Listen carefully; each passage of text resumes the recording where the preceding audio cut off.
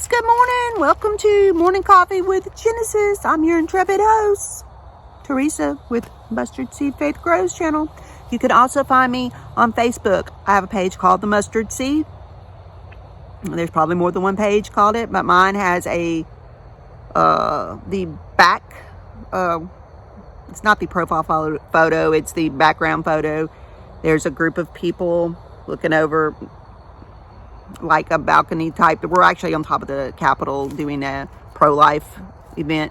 And the profile picture, I believe, is a hand holding a bunch of little mustard seeds. And I'll try to remember to put a link in this particular description box. Also on Instagram, grain of a mustard seed, grain_of_a_mustard seed. That's me on Instagram. Also on Twitter, it's just @ the little @ sign MZNEVZ. But I go by the mustard seed thing too on there. Anyway, good morning. So Jacob settled in the land of his father's sojourning. In other words, where Isaac had been staying and with going around with his herds, because you can't always stay in one place when you got a lot of livestock raising, in the land of Canaan. Jacob's descendants were Joseph, 17 years old, was tending the flock with his brothers. And he was a lad with the sons of Bilhah and with the sons of Zilpah, his father's wives. Joseph brought to their father, so he was hanging out with Rachel's handmaid and Leah's handmaid's kids. He was not with the rest of the main group. So Joseph brought to their father very evil reports about his brothers. He was a tattletale. Now Israel loved Joseph more than all his children, because he was the son of his old age, and he made him a long tunic. And when his brothers saw that their father loved him more than all his brothers, they hated him and could not speak peaceably to him. Notice it says it, a long tunic. Okay, so talking about Joseph brought these very evil reports, exaggerating and slandering his brothers, when it is said he should have tried first to change their behavior. Joseph thus opened the way for Potiphar's wife's slander. So in other words, he had slandered his brothers. He was being messy, being a tattletale, exaggerating, just like a naughty, bratty brother would. That's the favorite. But it came back and bit him because, like I said, it opened the way for Potiphar to slander him. Because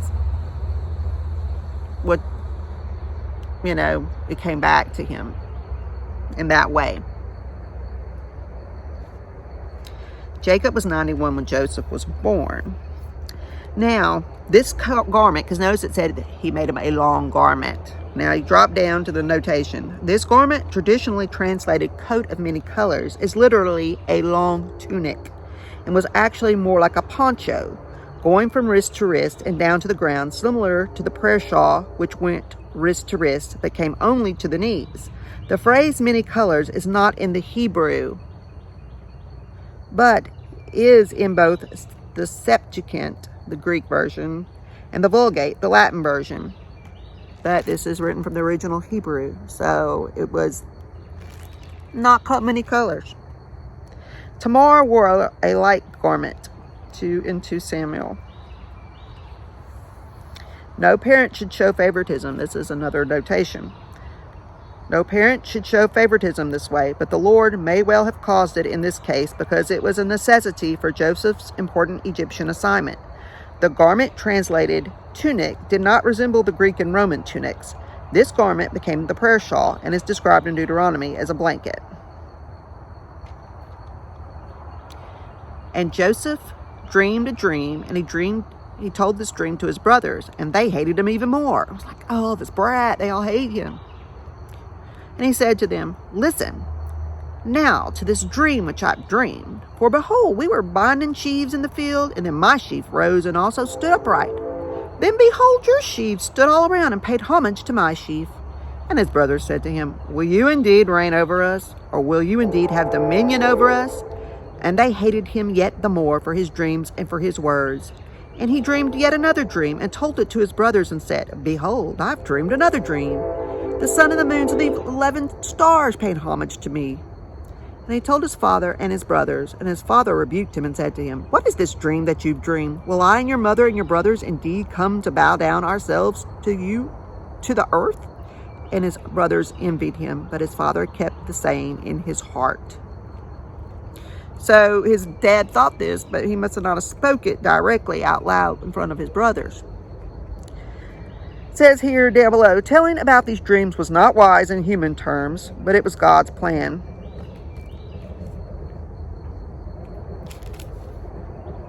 And his brothers went to feed their flocks in Shechem. And Israel said to Joseph, are not your brothers feeding the flock in Shechem? Come, and I shall send you to them.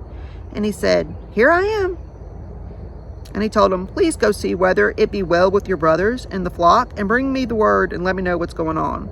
So he sent him out of the vale of Hebron, and he came to Shechem. And a certain man found him and said, and behold, he was wandering around in the field. And the man said, what are you looking for? And he said, I'm looking for my brothers. Tell me, please, where they are feeding their flocks. And the man said, they have gone from here, for I heard them say, let us go to Dothan. And Joseph went after his brothers and found them in Dothan. And when they saw him from afar, before he got there, they conspired against him to slay him. Oh, here comes that brat, come spy on us. We're going to slay him. Hey, look, the dreamer's coming. Let's get together and slay him, throw him in some pit, and we will say, some awful beast has devoured him. Then we will see what will become of his dreams. And Reuben heard it, and he delivered him from their hands and said, let us not kill him. Do not pour out blood. Throw him into this pit that is in the wilderness, and do not lay a hand on him, so he might get him out of their hands to deliver him to their father again. So Reuben had some sense not to do something so evil. Even if he was a brat, still totally evil to do that.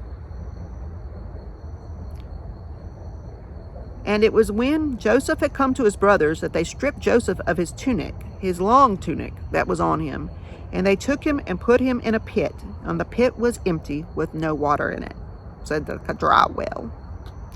Then they sat down to eat some bread, and they lifted up their eyes and looked and saw a company of Ishmaelites, their distant kinfolk, their distant cousins, the Ishmaelites, had come down from Gilead with their camels, bearing spices and balm and myrrh, and going to carry it down to Egypt. And Judah said to his brothers, what profit is it if we slay him and conceal his blood? Come, let us sell him to the Ishmaelites, and let not our hand be upon him, for he is our brother, our flesh. And his brothers agreed with him. Then the Midianites, merchantmen, passed by, and they drew and lifted up Joseph out of the pit and sold Joseph to the Ishmaelites. Well, apparently they were from Midian, because they called them Midianites, just in the same sentence, for 20 pieces of silver. And they brought Joseph into Egypt. And Reuben returned to the pit. Apparently he had gone off somewhere when they did the selling. I guess tending the sheep or whatever. He returned to the pit, and Joseph wasn't in the pit. And he tore his clothes, because that's like a sign of grief. And went to his brothers and said, the boy's not in there. And where will I go? And they took Joseph's tunic. In other words, he's like, he's not there. Where am I going to go to find him? What am I going to do? What am I going to tell Dad? So they took Joseph's tunic and killed a kid of the goats and dipped the tunic in the blood. And they sent the long tunic, and they brought it to their father and said, we have found this. Now do you know whether or not it is your son's tunic? And he knew it and said, it is my son's tunic. An awful beast has devoured him. Joseph is without doubt torn in pieces. And Jacob tore his clothes and put sackcloth upon his loins and mourned for his son many days. See, this was just really mean to do to their daddy. Yeah, I mean, he was the favorite, but you're still hurting your daddy. And all his sons and all his daughters rose up to comfort him, but he refused to be comforted. And he said, for I shall go down into the grave mourning for my son. Thus his father wept for him. And the Midianites sold Joseph in Egypt to Potiphar, an officer of Pharaoh's, captain of the guard. Think about poor, but watch, they must have, how could they just do that? I think they did it more on impulse. They probably were up to things that Joseph was also telling on them for, maybe. But still, what they did pretty much was just bad. And they regretted it later on, but they knew they couldn't do anything about it, but they kept this perpetual lie up to their father for years. It's really sad. But God works all things for the good of those who love him and are called according to his purpose. And we will continue on with our Genesis readings, and we'll learn all about it. Some of us already know. I mean, I know what happens, but it's one of my favorite stories, so you get to hear it. Bye. Have a good day.